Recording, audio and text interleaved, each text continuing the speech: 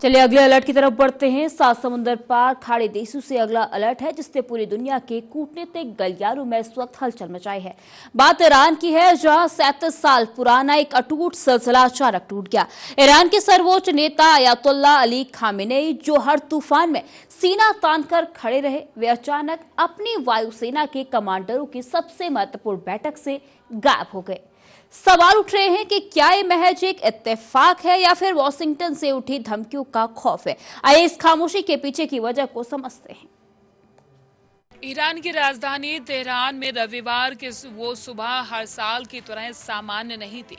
जिस बैठक में 1989 से लेकर अब तक खामनेई ने कभी नागा नहीं किया, वहां इस बार उनकी कुर्सी खाली नजर आई। 37 साल में ये पहली बार हुआ कि सुप्रीम लीडर ने इस प्रतीकात्मक कार्यक्रम में दूरी बनाई। जानकार बताते हैं कि खामनेई ने तो कोरोना की वैश्विक महामारी के खौफनाक दौर में भी ये बैठक नहीं छोड़ी थी और इस बार उनकी जगह सशस्त्र बलों के प्रमुख अब्दुल रहीम मौसावी ने कमांडो की कमान संभाली और इस गैर हाजिरी ने दुनिया भर के खुफिया तंत्रों को सक्रिय कर दिया। इस नो शो के पीछे सबसे बड़ी थ्योरी अमेरिकी हमले का डर बताई जा रही है। अमेरिका और इजराइल के साथ ईरान के रिश्ते इस वक्त बारूद के ढेर पर बैठे हैं।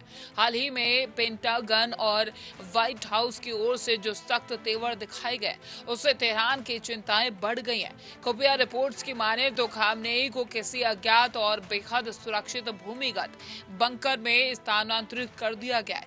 खाड़ी क्षेत्र में अमेरिकी विमान वाहक पोत USS अब्राहम लिंकन की तैनाती ने इस डर को और भी पुख्ता कर दिया है कि ईरान के शीर्ष नेतृत्व पर सीधा हमला हो सकता है।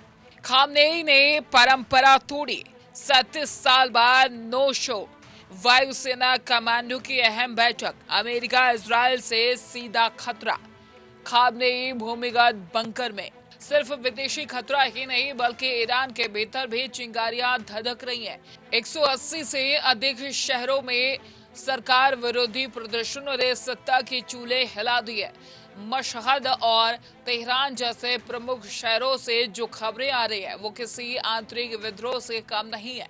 कुछ सूत्रों ने यह भी जानकारी दी कि देश के कई हिस्सों में मार्शल लॉ जैसी स्थिति पैदा हो चुकी है और संचार माध्यमों पर पहरा बिठा दिया गया।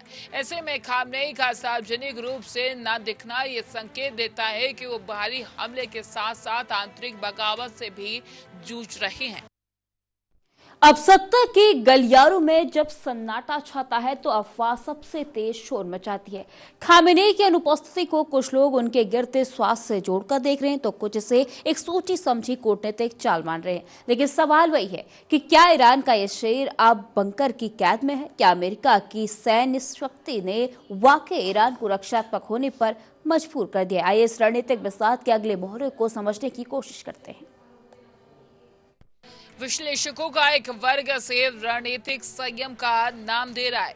ओमान में चल रही परमाणु वार्ता की नाजुक स्थिति को देखते हुए ईरान शायद ये इस समय किसी भी बड़े सैन्य शक्ति प्रदर्शन से बचना चाहता है। विशेषज्ञों ने जिक्र किया कि खामनेई की गैर हाजिरी अमेरिका को ये संदेश देने की कोशिश हो सकती है कि ईरान टकराव के बजाय अब गहन रणनीतिक योजना पर काम कर रहा है। ये कूटनीतिक पॉज भी हो सकता है जिससे वो पश्चिमी देशों की अगली चाल का अंदाजा लगा सकें। हालांकि बिना किसी आधिकारिक स्पष्टीकरण के ये कयास केवल अटकलें ही बने हुए हैं। लेकिन स्वास्थ्य संबंधी अफवाहों को भी पूरी तरह नकारा नहीं जा सकता। 86 वर्ष की उम्र में खामनेई के शरीर पर समय की मार साफ दिखती है। पिछले कुछ महीनों में उनके सार्वजनिक भाषणों की संख्या में भारी कमी आई है। हालांकि अपनी अनुपस्थिति के अगले ही दिन यानी कि सोमवार को उन्होंने एक टेलीविजन संदेश जारी किया जिसमें उन्होंने मिसाइलों से ज्यादा जनता के संकल्प को ताकतवर बताया। लेकिन वीडियो की प्रामाणिकता और उसे रिकॉर्ड किए जाने के समय को लेकर भी सवाल उठ रहे हैं। क्या ये वीडियो केवल जनता का मनोबल बढ़ाने के लिए पहले से तैयार किया गया था? USS अब्राहम लिंकन तैनात, 180 शहरों में विरोध प्रदर्शन, मार्शल लॉ जैसे हुए हालात, स्वास्थ्य या रणनीतिक चाल। ईरान से सत्ता परिवर्तन के संकेत। सोमवार का दिन ईरान के लिए ऐतिहासिक रूप से बहुत संवेदनशील है। 1989 की क्रांति के दौरान इसी दिन वायुसेना के अधिकारियों ने अयातुल्लाह खुमैनी के प्रति अपनी निष्ठा की शपथ ली थी और ऐसे ऐतिहासिक मौके पर सर्वोच्च नेता का मौजूद न होना ईरानी सेना के मनोबल पर भी बुरा असर डाल सकता है।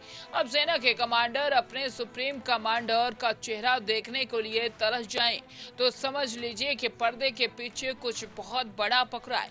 क्या खामनेई वाकई अपनी सुरक्षा को लेकर इतने आशंकित हैं कि उन्होंने अपनी सेना का साथ छोड़ दिया? दूसरी ओर वाशिंगटन में डोनाल्ड ट्रंप के नेतृत्व वाली नई सरकार के तेवर बेहद आक्रामक हैं। अमेरिकी रक्षा मंत्रालय ने साफ तौर पर जानकारी दी कि ईरान की किसी भी हिमाकत का जवाब उसकी जमीन पर दिया जाएगा। F-15 जैसे घातक फाइटर जेट्स की तैनाती केवल दिखावा नहीं बल्कि ये ईरान के परमाणु ठिकानों के लिए सीधा खतरा है। शायद यही वजह है कि ईरान के सुरक्षा सलाहकार अब कोई भी जोखिम नहीं लेना चाहते। खामनेई का बंकर में जाना कायरता नहीं बल्कि उस सुरक्षा प्रोटोकॉल का हिस्सा हो सकता है जो किसी भी बड़े हमले की स्थिति में अपनाया जाता है। अब ईरान की खामोशी आने वाले किसी बड़े तूफान का संकेत हो सकती है। 11 फरवरी को होने वाली क्रांति की वर्षगांठ की रैलियां अब इस बात की परीक्षा होंगी कि जनता सत्ता के बीच का रिश्ता कितना मजबूत है। खामेनेई ने टीवी पर आकर एकजुटता की अपील तो की है, लेकिन क्या वे खुद उन रैलियों में नजर आएंगे? दुनिया की निगाहें अब तेहरान की सड़कों पर है। आइए इस पूरे घटनाक्रम के भविष्य की संभावनाओं पर गौर करते हैं। ईरान इस समय अपने अस्तित्व की सबसे कठिन लड़ाई लड़ रहा है। एक तरफ अंतर्राष्ट्रीय प्रतिबंधों की मार है तो दूसरी तरफ घरेलू मोर्चे पर असंतोष की आग। खामनेई का 37 साल बाद परंपरा को तोड़ना ये साबित करता है कि अब स्थिति सामान्य नहीं रह गई। रक्षा विशेषज्ञों ने बताया कि ये अनुपस्थिति इस बात का भी संकेत हो सकती है कि ईरान की सत्ता के भीतर उत्तराधिकार के जंग शुरू हो चुकी है। क्या कोई नया चेहरा जल्द ही ईरान की कमान संभालने वाला है? ये सवाल अब तेहरान के हवाओं में तैर रहा है। सोमवार के अपने संदेश में खामनेई ने भले ही जनता के संकल्प की बात की हो, लेकिन हकीकत यह है कि जनता अब आर्थिक बदहाली से तंग आ चुकी है।